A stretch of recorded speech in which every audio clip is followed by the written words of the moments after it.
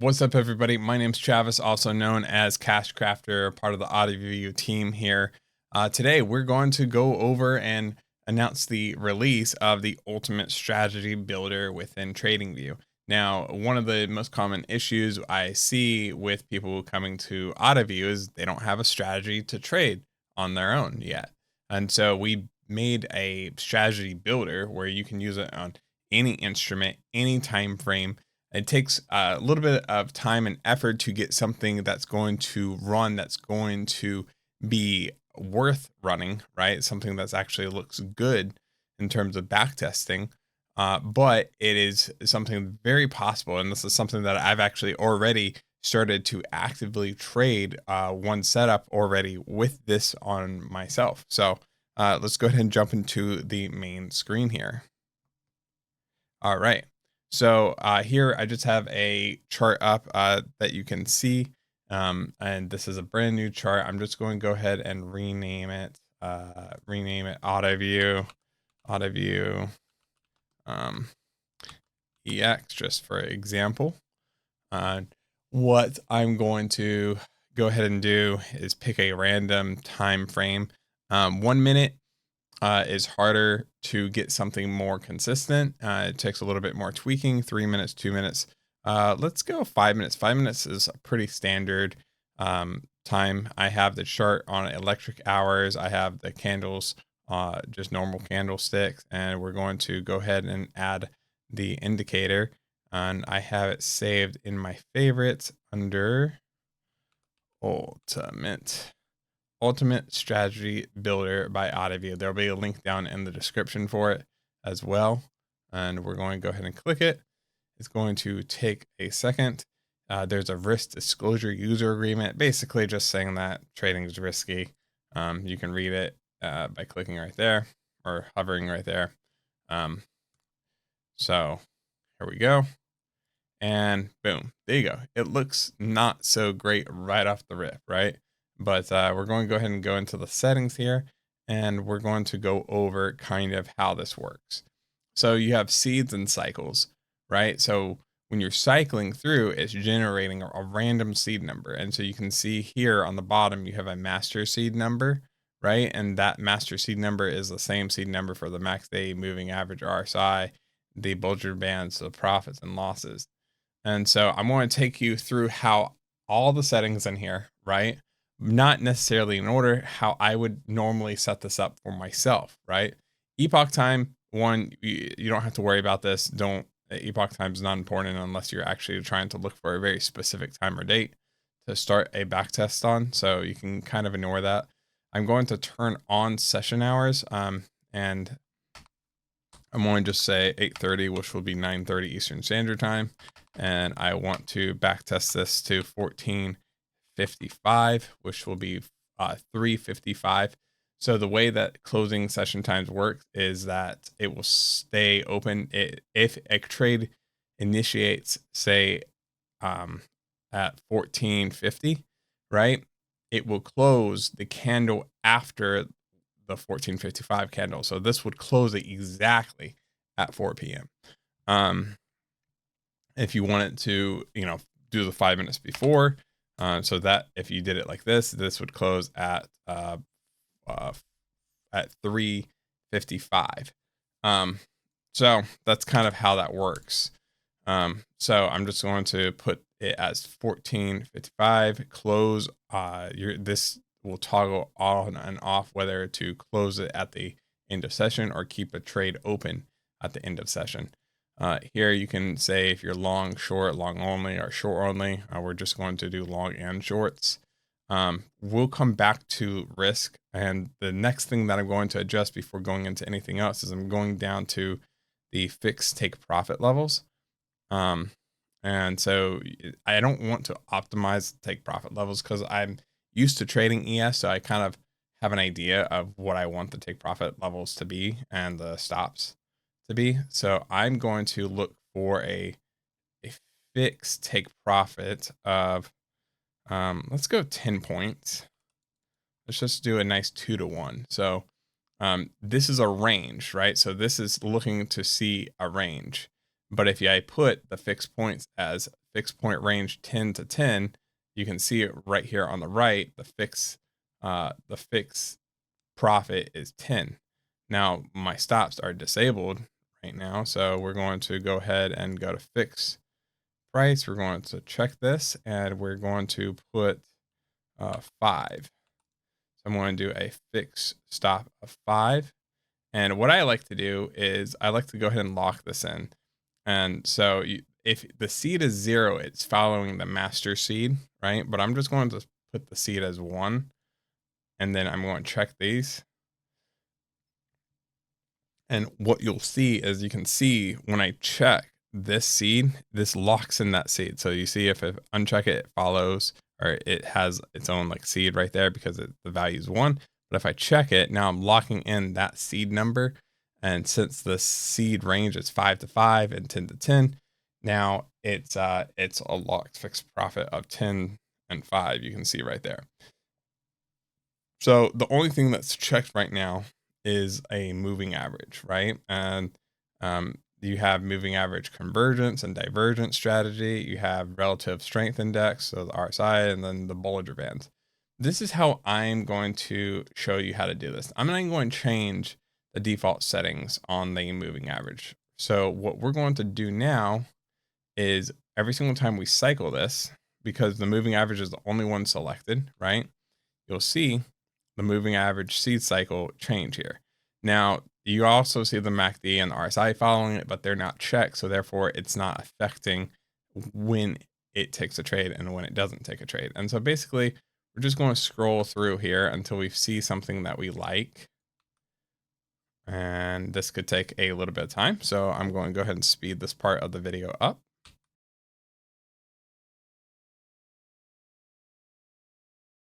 Just wanted to mention that as I'm cycling through, you can see what's changing on the moving average in the top right hand corner of the screen.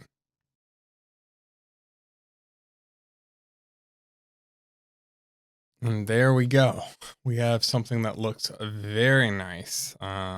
So this is winning only 38% of the trades, but it has this very nice equity curve up, $27,000 net profit with a max drawdown of 6,000. So this is a great starting point.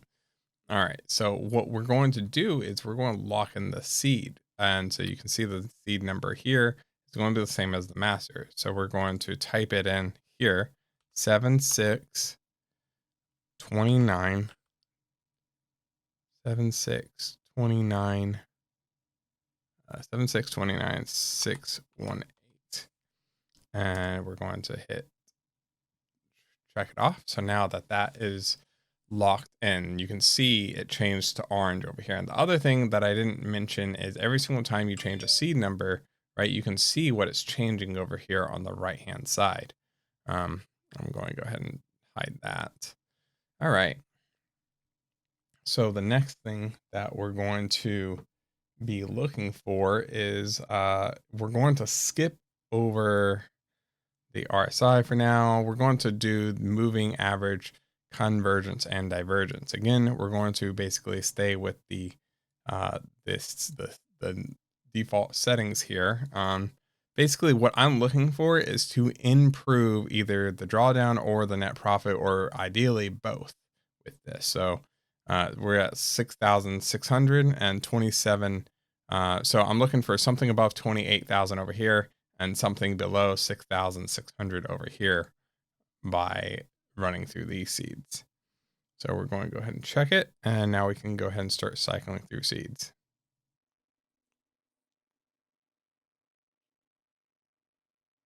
That looks really nice. It's not as high as a net profit, but it brought down the drawdown a lot. And I think for this tutorial, I think this is kind of where I'm just going to go ahead and accept that. Now I could sit here for a lot longer and cycle through and probably find something that would probably get this into the 30s and probably get my max drawdown down into the 4,000s.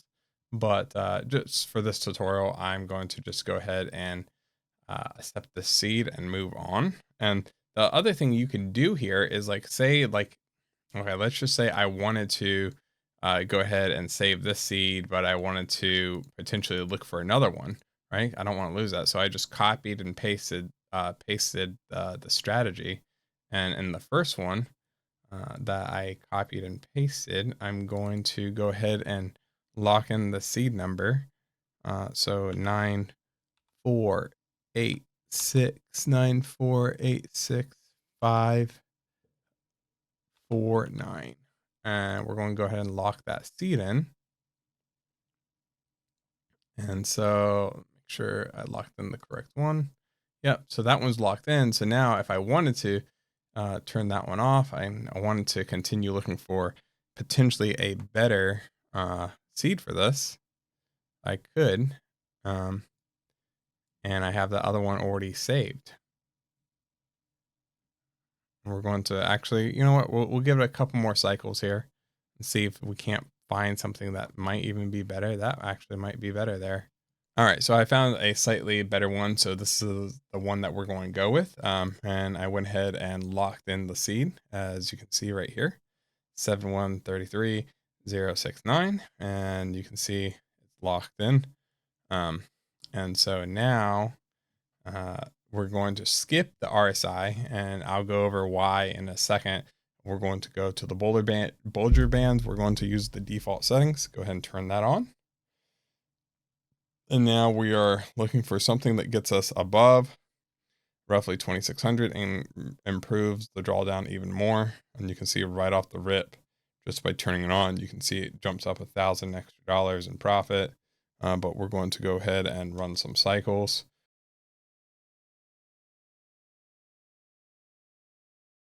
So I found a nice setting for the Bollinger Bands. I went ahead and locked in the seed number. As you can see, it's turned orange here. And you can see this is a pretty nice equity curve going on. And, $4,200 drawdown, $28,000. It does have some dips. Personally, I would probably sit here and run this or cycle through some seeds on the MACD to improve this and try to push into the 30,000 and maybe having a max drawdown of 3,000. But for this tutorial, this is just what we're going to go with. So the last thing here is going to be using the RSI. And I wanted to run through the RSI because I don't actually use it typically with this strategy, mainly because if your length is very high, like 10, it'll kill almost all your trades. If you leave it uncrossed, I will go ahead and cycle through to show you exactly what I mean. So now we're getting only 3 trades. So as you drop this number down, you will get more and more trades. We're going to go ahead and drop it down to like 5. You can see we're getting more, but it killed a lot of the trades. If we go down to like say 2, 2, we're using RSI, but we're killing a lot of our trades. And now we're going to just kind of cycle through. You can see that looks great. It doesn't take a lot of trades. Only is taking 100 trades, but it does have a very nice equity curve and 47% profitability. And so you can use this, but it's going to kill a lot of your net profits. It's going to kill a lot of your trades. But there is typically a sweet spot that you can find with the RSI. The RSI just takes a lot more massaging to get something that is going to work with your strategy. So in this example, I'm just going to leave it off just because I like the results without it.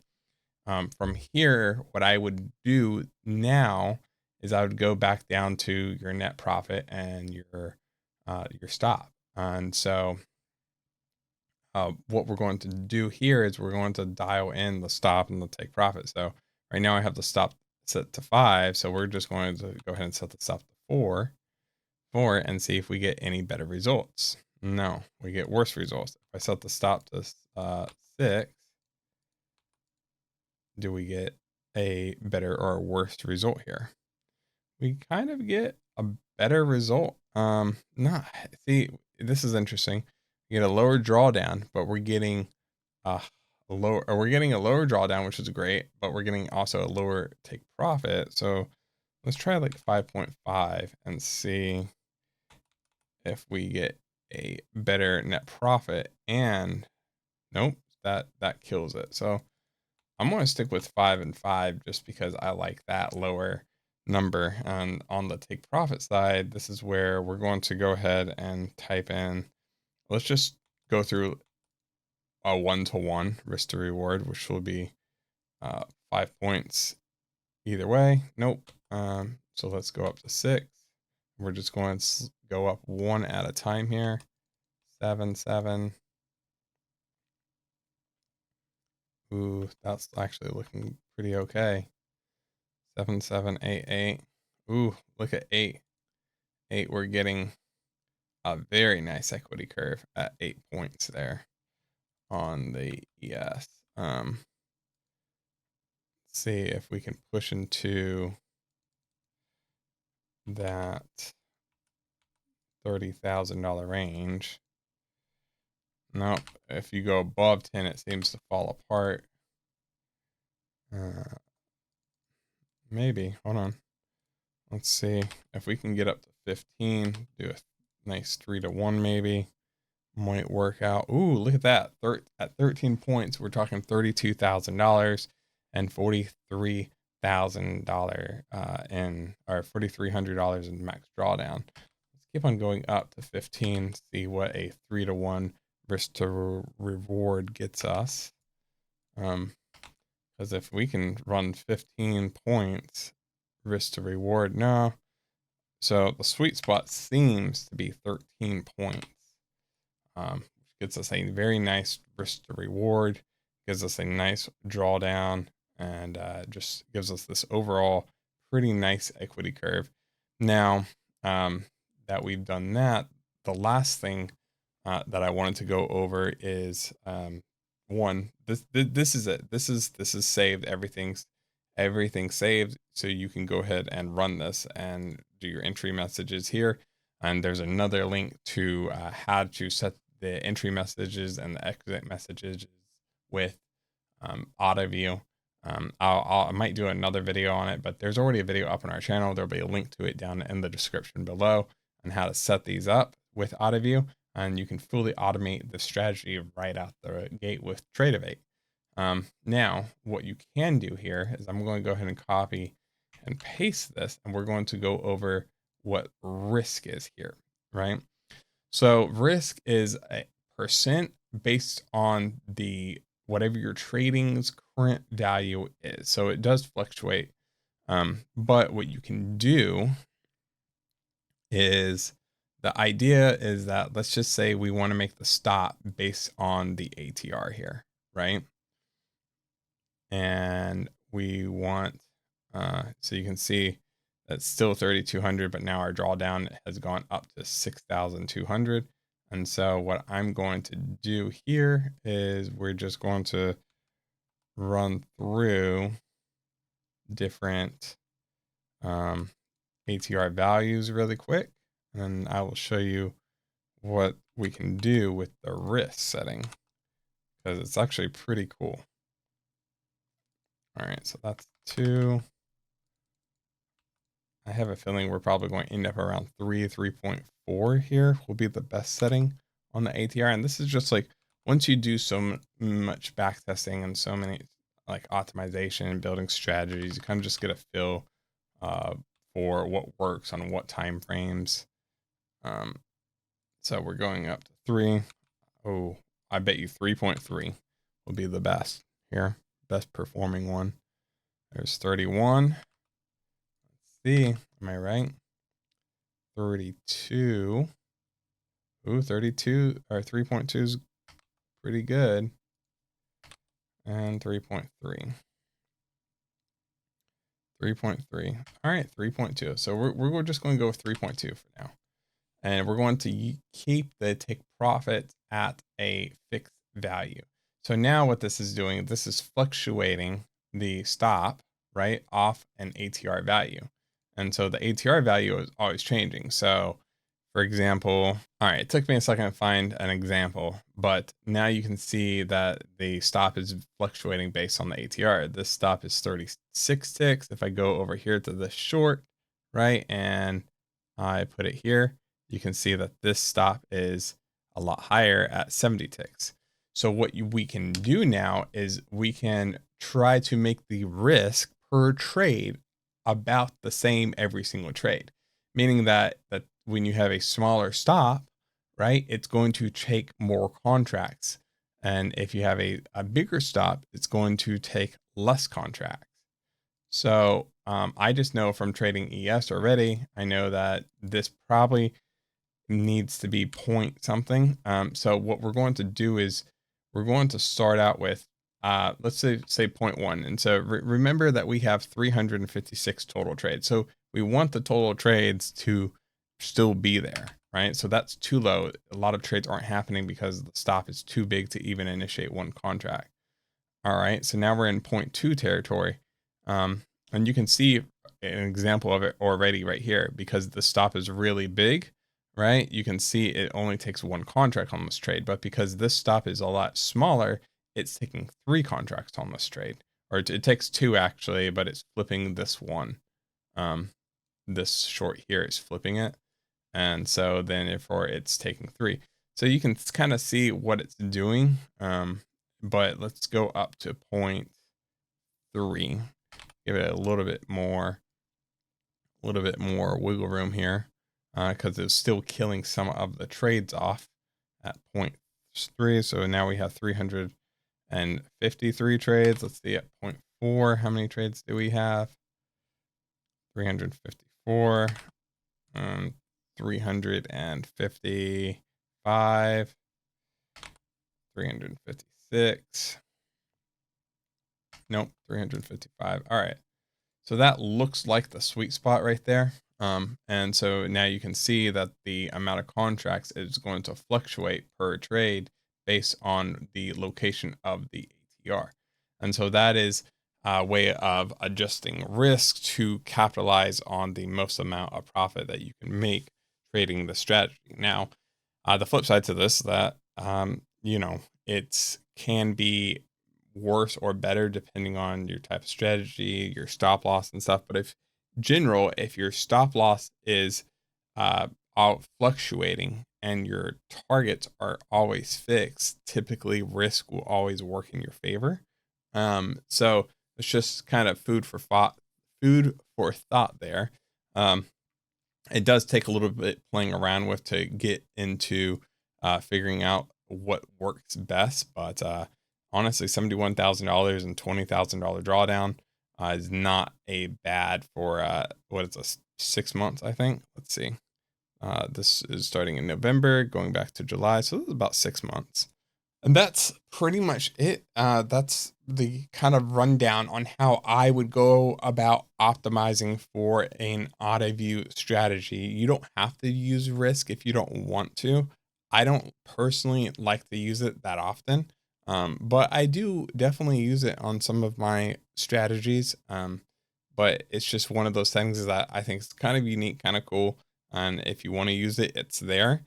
The other thing that I will let you guys know is that having an Elgato Stream Deck is extremely useful. If you want to pick one up, there will be a link down in the description below, because you can see right here. I'll actually go ahead and throw it up on my screen so you can see exactly how I have mine set up.